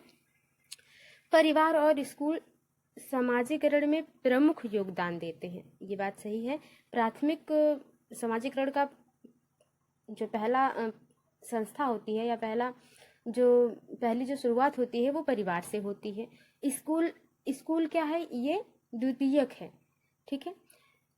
द्वितीयक संस्था स्कूल या विद्यालय हो जाता है, प्राथमिक संस्था जो है वो परिवार हो जाता है, ठीक है। तो समाजीकरण में प्रमुख योगदान देते हैं, लेकिन मीडिया और सहपाठी जैसे अन्य संस्थान भी महत्वपूर्ण भूमिका निभाते हैं बच्चे के व्यवहार में, डेवलपमेंट में, विकास में। स्कूल और परिवार तो एक अपना योगदान देते हैं, लेकिन सबसे ज़्यादा मीडिया इस टाइम में और सहपाठी जिनके साथ बच्चे रहते हैं उनका प्रभाव पड़ता है। तो ये बात भी सही है। आगे और प्रश्न ऑप्शंस देख लेते हैं। ये बात ठीक है, पॉजिटिव है। स्कूल बच्चों के प्राथमिक समाजीकरण का प्रमुख संस्थान, तो स्कूल नहीं, परिवार प्राथमिक समाजीकरण है का प्रमुख संस्थान है। मीडिया बच्चों के समाजीकरण का महत्वपूर्ण संस्थान नहीं है, ऐसी बात नहीं है, क्योंकि हर तरफ मीडिया आपके चारों तरफ है, हमेशा आप वही देख रहे हैं, सुन रहे हैं, समझ रहे हैं। न्यूज हुई, कोई अच्छी चीज़ हुई या बुरी चीज़ हुई, जो भी आप फेवरेट चीज़ हुई, जो भी आप देख रहे हैं, सुन रहे हैं, वो मीडिया से आपको मिल रही है। तो ये महत्वपूर्ण संस्थान है, ऐसा कि नहीं है। बच्चों के समाजीकरण में धार्मिक संस्थाएं किसी भी तरह की भूमिका नहीं निभाती। क्यों नहीं निभाती हैं? आपकी धार्मिक या जिसे संस्कृति आप कहते हैं, धार्मिक संस्थान है करके अगर आप उसको संस्कृति कहते हैं तो वो बहुत ज़्यादा इन्वॉल्व होती है आपके विकास में। तो ऐसा नहीं है कि नहीं निभाती है, ये निगेटिव नहीं। सबसे सही ऑप्शन पहला हो जाएगा, क्योंकि क्वेश्चन पॉजिटिव है तो सबसे अच्छा पॉजिटिव ऑप्शन हमें चूज करना है, जो कि पहला हो जाएगा।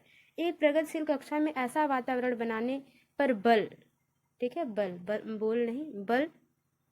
बल दिया जाना चाहिए जहां बच्चों की भावनात्मक आवश्यकताओं का ध्यान रखा जाए। हाँ, बच्चा कैसा फील कर रहा है, महसूस कर रहा है, अच्छा महसूस कर रहा है, बच्चा के पॉजिटिव सोचता है कि नहीं, तो वो जो भावना है मन में उस पर ध्यान दिया जाए, और वह अपने को महत्वपूर्ण समझे, यानी कि बच्चा ये समझे कि हाँ, मैं इम्पोर्टेंस रखता हूँ इतने लोगों के बीच में, मेरी ये ज़रूरतें हैं, मुझे ये करना है, ठीक है। उपलब्धि उद्देश्यों पर बल दिया जाए, यानी कि बच्चे को ये सिखाया जाए कि अगर आप कुछ लाइफ में नहीं कर पाते हैं तो आपका लाइफ व्यर्थ है, ये नहीं जरूरी है। उद्देश्य होने चाहिए, छोटे छोटे उद्देश्य होने चाहिए, लेकिन उपलब्धि वाले उद्देश्य पर बल दिया जाए सिर्फ। और परीक्षाओं में विद्यार्थियों की उपलब्धि अध्यापकों द्वारा उनका परिप्रेक्ष्य समझने का आधार बने, यानी कि अध्यापक ये कहें कि अगर आप परीक्षाओं में उत्तीर्ण होते हैं, अच्छा लाते हैं, तो आप बेहतर हैं। ये बहुत अच्छी बात नहीं है। अध्यापक के नेतृत्व में विद्यार्थी निष्क्रिय अनुसरण कर, बिना सोचे समझे बस जो टीचर कह रहे हैं बच्चा कर रहा है, नहीं, निष्क्रिय नहीं, सक्रिय होना, अनुसरण करना चाहिए। विद्यार्थियों से परीक्षाओं के लिए पढ़ने की अपेक्षा की जाए, सिर्फ परीक्षाओं के लिए पढ़ने की अपेक्षा की जाए, लेकिन व्यवहार के लिए नहीं, क्योंकि समाज में बच्चा जाके रहेगा तो ये नहीं। पहला ऑप्शन बिल्कुल सही हो जाएगा, क्योंकि यही सबसे पॉजिटिव ऑप्शन हो जाएगा। आगे देखते हैं अगला क्वेश्चन। एक बच्चे को 3 पर्वतों का एक 3D त्रियामी मॉडल दिया जाता है। एक अन्य व्यक्ति इस मॉडल को एक भिन्न जगह से देख रहा है, यानी किसी दूसरी जगह से देख रहा है। बच्चे को इस दूसरे व्यक्ति के दृष्टि क्षेत्र से देखे गए मॉडल को बनाने के लिए कहा जाता है कि जहां से वो व्यक्ति देख रहा है उस 3D मॉडल को, आप वहां से उस चीज को बनाओ। जैसे कुछ यहाँ पे जो है वो 3D मॉडल रखा गया है पर्वत का, ठीक है, यहाँ पे रखा गया है, एक व्यक्ति यहाँ है और एक बच्चा यहाँ है। ठीक है, बच्चा अपनी तरफ से देख रहा है तो इसकी आकृति कुछ अलग से दिखेगी। अब बच्चे को कहा जा रहा है कि ये जो व्यक्ति है यहाँ से देखकर तुम इसकी आकृति बनाओ, ठीक है, ये कहा जा रहा है, पर वह सही तरीके से नहीं कर पाता है, यानी कि वो इमेज को सही तरीके से नहीं बना पाता है। जीन पियाजे के अनुसार यह क्या दर्शाता है? जीन पियाजे के अनुसार ये क्या दर्शाता है कि बच्चा क्यों नहीं कर पाया बेहतर उस व्यक्ति के स्थान से देखने पर? आत्मकेंद्रियता, जीववाद, वस्तु अस्थायित्व, परिकल्पनात्मक चिंतन। परिकल्पनात्मक चिंतन अगर होता तो बच्चा कर पाता सही, तो ये ऑप्शन नहीं होगा। वस्तु अस्थायित्व की बात हो ही नहीं रही, क्वेश्चन वस्तु अस्थायित्व वाला पूछा ही नहीं जा रहा। जीववाद, ऐसा क्वेश्चन तो पूछा नहीं जा रहा कि गुड़िया गिर जा रही है तो बच्चा रो रहा है, ठीक है, ये जीववाद हुआ। तो चौथे का जो सही आंसर हो जाएगा आत्मकेंद्रियता। बच्चे ने बस एक ही तरफ से ध्यान दिया है उस 3D त्रियामी मॉडल पर, यानी कि 3D मॉडल पर सिर्फ एक ही तरफ से ध्यान दिया है, एक ही चीज पर वो फोकस कर पाया बच्चा, तो वो आत्मकेंद्रियता हो गया। पहला ऑप्शन बिल्कुल सही हो जाएगा। जीन पियाजे के अनुसार इस तरह से पूछा गया है। जीन पियाजे ने प्रतिपादित किया कि बच्चों के सोचने की प्रक्रिया वयस्कों से भिन्न नहीं है, से गुणात्मक रूप से भिन्न है, से मात्रात्मक रूप से भिन्न है, से काफी मिलती जुलती है। देखिए, पियाजे जी कहते हैं कि बच्चा भी उतना ही सोचता है जितना एक वयस्क सोचता है, ठीक, बच्चे उतना ही सोचते हैं जितना एक वयस्क सोचता है, बस उसके प्रकार अलग होते हैं। बच्चा कार्टून के बारे में सोच रहा है तो जो वयस्क है वो अपने घर की परेशानियों स्थितियों के बारे में सोच रहा है, तो गुणात्मक रूप से भिन्न है, ठीक है, मात्रात्मक रूप से नहीं भिन्न है। मात्रा तो एक ही है, अगर ये 1 किलो चिंतन करते हैं तो ये भी 1 किलो ही चिंतन करेगा, ठीक है, ये बात हो गई। यानी कि गुणात्मक तरीके से भिन्न है, टॉपिक अलग अलग है लेकिन सोचने यानी कि जो चिंतन करने की प्रक्रिया है वो बराबर होती है। बालिका स्वयं से क्या कर सकती है और क्या कुछ सहायता द्वारा पूरा कर सकती है, यानी कि क्या बच्ची अपने से कर सकती है बालक या बालिका, और क्या दूसरों की हेल्प से कर सकती है। वाइगोत्स्की ने उनके बीच के अंतर को किस रूप में संबोधित किया है, यानी कि इस कुछ काम बच्चा अपने से कर सकता है, यहाँ तक बच्चा अपने से नहीं पहुँच पाएगा, यहाँ पे इसको हेल्प करने की ज़रूरत है, यहाँ पे थोड़ी हेल्प मिल जाएगी तो बच्चा यहाँ पहुँच जाएगा, तो उसको क्या कहेंगे हम? बुद्धि कहेंगे, समीपस्थ विकास का क्षेत्र कहेंगे, पाड़ कहेंगे जिसे आप स्क्वायर फोल्डिंग कहते हैं, समायोजन कहेंगे। तो समायोजन की बात देखिए पियाजे जी करते हैं तो वो बात हुई नहीं, बुद्धि की बात ये वाइगोत्स्की जी करते नहीं, 2 ही ऑप्शन है जो कि कंफ्यूजन में है। तो इसको समझ लिया जाए कि पाड़ वो होगा जब बच्चा यहाँ तक पहुँच नहीं पा रहा है, वो जो समस्या है वो स्कैफोल्डिंग हो जाएगी, लेकिन जो सहायता दी जा रही है बच्चा यहाँ तक पहुँच जाएगा वो समीपस्थ विकास का क्षेत्र है। ये क्या है? ये जो है वो समीपस्थ विकास का क्षेत्र है, उसकी बात की जा रही है। आई होप आप समझ पाए होंगे। प्रैक्टिस जितनी बढ़िया रहेगी आपकी उतना आप अच्छा कर पाएंगे, तो प्रीवियस ईयर हल करते रहिए, प्रैक्टिस हल करते रहिए और थियोरीज पर भी ज़्यादा फोकस करिए। पारंपरिक अध्यापन की शिक्षा शास्त्रीय प्रणाली किस पर आधारित है? व्यवहारवादी सिद्धांत, सामाजिक सांस्कृतिक उपागम, अधिगम के सूचना संप्रेषण सिद्धांत, हार्वर्ड गार्डनर की बहुआयामी बुद्धि संप्रत्यय यानी कि कॉन्सेप्ट। तो देखिए ये पेपर 2 का जो है क्वेश्चन है अधिकतर, और ऐसे क्वेश्चन पूछे जाते हैं कि हमें समझ में नहीं आते, ऑप्शन ही नहीं समझ में आते या क्वेश्चंस ही नहीं समझ में आते हैं। बात कर लीजिए आप पारस्परिक अध्यापन की, कि पारस्परिक अध्यापन आप समझ रहे हैं, वो अध्यापन वो ऐसी जगह सीखना जहाँ पे बहुत से लोग हों, हम परस्पर क्रिया करके बात व्यवहार वार्तालाप वाद विवाद करके सीखे। क्या हो जाएगा? वो सामाजिक सांस्कृतिक उपागम हो जाएगा। क्या हो जाएगा? सामाजिक सांस्कृतिक उपागम हो जाएगा, जिसके बारे में वाइगोत्स्की जी बात करते हैं। ठीक है, आगे देखते हैं हैंस दुविधा, कोहलबर्ग के द्वारा दी गई है। हैंस दुविधा एक कहानी लिखी गई है जिसमें इसकी वाइफ की तबीयत खराब होती है और क्या करता है, वो चोरी करता है दवाइयों की।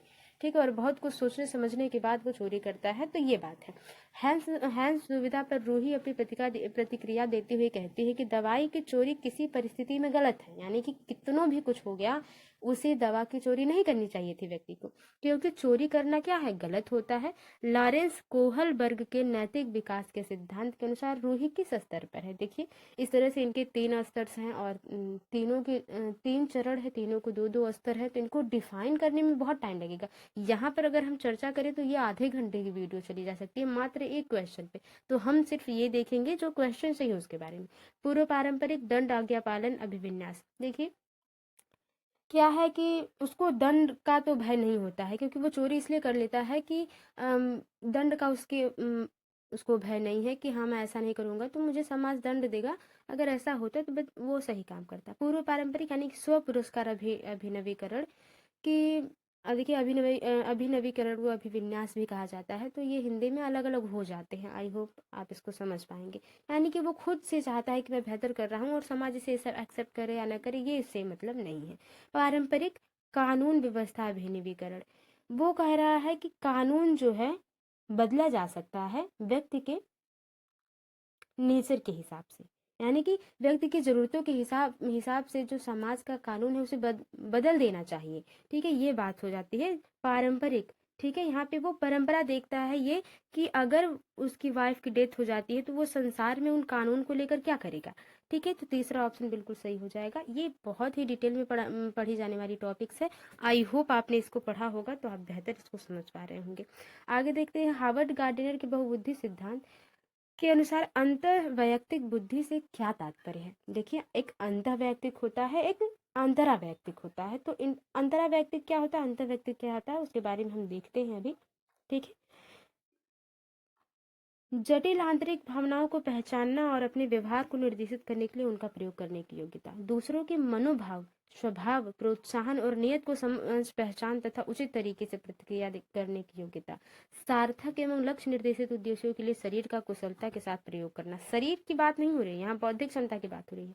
दृश्यात्मक स्थानात्मक चीजों पर सटीक तरीके से देखने समझने की योग्यता। देखिए, अंतर व्यक्तिक की बात हो तो अंतर व्यक्तिक वो हो जाएगा जब आप दूसरों की भावना को इस प्रकार से समझ लें कि वो क्या व्यक्ति सोच रहा है और उसके हिसाब से आप जो है आगे काम करें। अंतरा व्यक्तिक वो होता है जब आप अपने विचारों को दूसरों तक इस प्रकार से पहुंचाएं कि वो न चाहते हुए भी आपकी बातों में आ जाए। जैसे कि एक कपड़ा बेचने वाला जो व्यक्ति होता है वो इस प्रकार से अपनी चीजों को डिफाइन करता है कि जो सामने वाला व्यक्ति है वो ये जान लेगा कि हाँ इसके कपड़े बहुत बढ़िया हैं, भले उसको पता है कि हाँ थोड़े से गड़बड़ हो जाएंगे लेकिन वो खरीद लेगा। वो अंतरा वैयक्तिक हो जाएगा। अंतः वैयक्तिक ये है एक बिजनेसमैन आदमी जब अपने बिजनेस में आपको लेने आता है कि आप मेरे साथ मिलिए, हम लोग काम करते हैं, तो वो अपने आपके भावनाओं को समझ कर कि आप कैसा उसके काम के प्रति सोच रहे हैं, आपके साथ ऐसी प्रतिक्रिया करेगा, वो ऐसे बातें करेगा कि आप उनकी जो है बातों से बहुत उत्साहित होंगे, प्रोत्साहित होंगे। तो ये बात हो जाएगी अंतः व्यक्ति की, मतलब कि दूसरों के मन को समझकर उनके हिसाब से इस प्रकार से बात करना कि वो आपकी बात को मान जाए। ठीक है, वो अंतर्वैयक्तिक होता है। आई होप आपको मैं समझा पा रही होंगी। राष्ट्रीय शिक्षा नीति 2020 बच्चों के मूल्यांकन के लिए डैश और डैश के समावेशन को प्रस्तावित करती है। समूह कार्य, स्व आकलन, परियोजना, मानकीकृत परीक्षा, मानकीकृत परीक्षा, पोर्टफोलियो बनाना, मानक निर्देशित, मानदंड निर्देशित परीक्षा। देखिए, मानकीकृत यानी कि एक मान लिया गया है वही सत्य है और उससे वो अटल है, उसको बदलना नहीं है। तो मानकीकृत जहां जहां है पहले उसको गलत करिए। मानकीकृत परीक्षा, मानक निर्देश यानी कि ये लिस्ट बना दी गई है, इसको ऊपर नीचे नहीं करना, इसी रो में पढ़ना है। ठीक है, तो बच्चा जैसे सीखेगा ये। तो समूह कार्य हो जाएगा सही। ग्रुप डिस्कशन करेंगे जिसमें बच्चा खुद से ही खुद का आकलन कर पाएगा। जैसे हम और आप करते हैं कि हम कल कितना पढ़े, आज कितना पढ़े और हमने कितना सही प्रैक्टिस सेट में किया, वो चीज़ जो आकलन हो जाती है। समग्र मूल्यांकन के उद्देश्य को ध्यान में रखते हुए अध्यापक को करना चाहिए। क्या करना चाहिए? समग्र मूल्यांकन को सोचकर। प्रश्नोत्तरी में केवल गलत, केवल एक टैग वर्ड ऐसा है जो सही नहीं है। ठीक है, केवल सही उत्तरों के आधार पर प्राप्त अंकों पर विचार करना। लेकिन देखिए हाँ, ये आप कभी गलती मत करिएगा कि सेकंड पेपर जब अधिकतर आप दे रहे हो तो ऑप्शन सारी पढ़िए और अच्छे से पढ़िए, क्योंकि कहीं कहीं केवल दे कि यहाँ नहीं जोड़ देगा। तो जब ये नहीं जोड़ दिया यहाँ पे तो ये क्वेश्चन तो पॉजिटिव हो जाएगा, तो उसको पूरा पढ़ना उचित रहता है। केवल बच्चों द्वारा की गई त्रुटियों पर विचार करना। विद्यार्थियों के लिए सीखने से प्राप्त उत्पाद और प्रक्रिया पर विचार करना। सभी विद्यार्थियों के लिए मानकीकृत गलत। केवल, यहाँ पे केवल त्रुटियों पर विचार करेंगे, जो बच्चा अच्छाई वाला काम करेगा वो। यहाँ पे 11 का जो सही है वो तीसरा सही हो जाएगा। विद्यार्थियों के सीखने से प्राप्त उत्पाद, बच्चे ने कितना सीखा है और किस प्रकार से बच्चा उसको समझा सके, इसके बारे में भी हमें बच्चों के मूल्यांकन पर ध्यान देना चाहिए। तीसरा ऑप्शन बिल्कुल सही हो जाएगा। ठीक है, अधिकांशतः यह देखा गया है कि माताओं की अनुपस्थिति में लड़कों की अपेक्षा लड़कियों से घरेलू कार्यों को करने व छोटे भाई बहनों की देखभाल करने की अपेक्षा की जाती है। ये बात सही है कि भाई बेटी तुम हो, तो क्या करना, अपने भाई बहन को देखते रहना, थोड़ा घर का काम कर लेना, तुम्हारी मम्मी है नहीं या मम्मी जा रही, मम्मी जाती हैं तो खुद कहती हैं ये। तो यह डैश का उदाहरण है, किसका? जेंडर रूढ़िवादिता, जेंडर बायास, जेंडर निष्पक्षता। निष्पक्षता तो है नहीं, निष्पक्षता तब होती जब बच्चे लड़के को कह के जाया जाता है कि बेटा हम जा रहे हैं, थोड़ा तुम झाड़ू लगा देना और अपने भाई बहनों को देखते रहना। ठीक है, निष्पक्षता है नहीं। जेंडर समानता की बात हो रही है, प्रासंगिकता की बात हो रही है, तो जेंडर रूढ़िवादिता हुई, सही हो जाएगा यहाँ जो है उनमें डिफरेंस बताया गया है। प्रगतिशील शिक्षा की विशेषता नहीं है। निगेटिव क्वेश्चन है, निगेटिव ऑप्शन सही होगा। सतत एवं व्यापक मूल्यांकन पर बल देना, ये बात सही है। रट कर याद करना, यही नहीं है, निगेटिव है, यही निगेटिव क्वेश्चन है, निगेटिव ऑप्शन सही हो जाएगा। भाषा और संज्ञान के बारे में कौन सा कथन वाइगोत्स्की की परिप्रेक्ष्य से सही है? ठीक है, वाइगोत्स्की से के हिसाब से सोचना है आपको ऑप्शंस को पढ़ते समय। तो जब भी वाइगोत्स्की जी के बारे में बात करें तो ये देखें कि ये सामाजिक अंतःक्रिया को बहुत ही मूल्यवान मानते हैं, तो उनके हिसाब से देखकर हमें चीज़ों को करना है। उच्च मानसिक क्रियाओं के विकास को भाषा सुसाधित करती है, यानी कि जो सोचने की क्षमता बहुत ज़्यादा है अगर आपके पास, तो अगर आपके पास भाषा रहेगी तभी उस विकास को आप डेवलप कर पाएंगे, मतलब उस डेवलप को आप और भी डेवलप कर सकते हैं और नई चीज़ों को सीख सकते हैं। ठीक है, भाषा से संज्ञानात्मक प्रक्रिया के विकास में बाधा आती है? नहीं, भाषा के संज्ञानात्मक विकास में कोई भूमिका नहीं है, ऐसी बात नहीं है। भाषा का संज्ञानात्मक विकास में क्यों नहीं है? अगर भाषा ना होती तो आप अपने गुस्से को किस प्रकार से लोगों के सामने व्यक्त करते, अपने मन के भाव को किस प्रकार से व्यक्त करते? संज्ञान भाषा में स्वतंत्र रूप से विकसित होता है, ऐसी बात नहीं है। पहला ही ऑप्शन सही हो गया, बहुत ज़्यादा टफ ऑप्शन ही नहीं था, मुझे लगा क्वेश्चन के हिसाब से ऑप्शन टफ होगा, ऑप्शन इजी थे। एक शिक्षक ने अपने छात्रों को प्रोत्साहित किया कि वह अपने वयस्कों और समुदाय के सदस्यों से वार्तालाप करके अपनी विरासत के बारे में सीखे। हाँ, एक टीचर ने कहा कि भाई आप अपने आसपास पड़ोस से अपने जो भी चीज़ें हैं, समस्याएं हैं, जो भी चीज़ आप सीखना चाहते हैं अपने से बड़ों से, उन्हें से वाद विवाद करके सीख लीजिए। निम्न में से उसे किस विकल्प को चुनिए, निम्न में से किस विकल्प को वो चुनेगा जिसमें सामाजिक कारण और अधिगम के संदर्भ में शिक्षक की धारणा को दर्शाता है। मतलब जो ऑप्शन है उसमें ये कौन सा सही ऑप्शन होगा कि टीचर क्या चाहता है, क्यों ऐसा कह रहा है कि बच्चे अपने अपने से बड़ों से चीज़ों को देखकर सीखें, समझकर सीखें। बच्चों द्वारा समुदाय से प्राप्त ज्ञान के महत्व को पहचानना, यानी कि बच्चे को ये पता चलेगा कि अगर हम बड़ों से सीखते हैं तो बड़े हमारे लिए क्या इंपॉर्टेंस रखते हैं, ये सारी बातें। हाँ सही है, ठीक है। यह विश्वास कि सीखना एक सामाजिक परिवेश में होता है और इससे संबंध स्थापित करना महत्वपूर्ण है, सही बात है। अगर आप अकेले किसी चीज़ को सीखते हैं और वो ग्रुप में सीखते हैं तो वो बढ़िया होगा। ठीक है, फिलहाल अब बात अलग है कि अब ग्रुप डिस्कशन कुछ अलग ही ग्रुप डिस्कशन हो जाती है। हम पढ़ने में मन आता है तो दूसरा फ्रेंड कहता है नहीं थोड़ा ये कर लेते हैं, थोड़ा कुछ कर लेते हैं, थक गए हैं। ठीक है, हाँ, लेकिन एक जब डिस्कशन हो, एक अच्छा वाला डिस्कशन हो जहाँ पे सभी लोग उत्सुक हों पढ़ने के लिए या किसी भी कार्य को करने के लिए, तो वहाँ पे सामाजिक परिवेश बढ़िया हो जाता है, ये बात सही है। विद्यालय में अर्जित ज्ञान का स्थानीय ज्ञान के साथ संबंध को महत्व देना। हाँ, विद्यालय में जो बच्चे ने सीखा है उसके साथ साथ उसने गांव में अपने पास पड़ोस में क्या सीखा है उससे भी इम्पोर्टेंट है, ये बात सही है। विद्यालय द्वारा सिखाए गए ज्ञान को ज़्यादा महत्व देकर नहीं, सिर्फ विद्यालय द्वारा सीखे गए ज्ञान को ही क्यों ज़्यादा महत्व देंगे, ऐसा नहीं है। पहला, दूसरा, तीसरा सही है, तीसरा ऑप्शन बिल्कुल सही हो जाएगा, तीसरा ऑप्शन। ठीक है, आगे देखते हैं।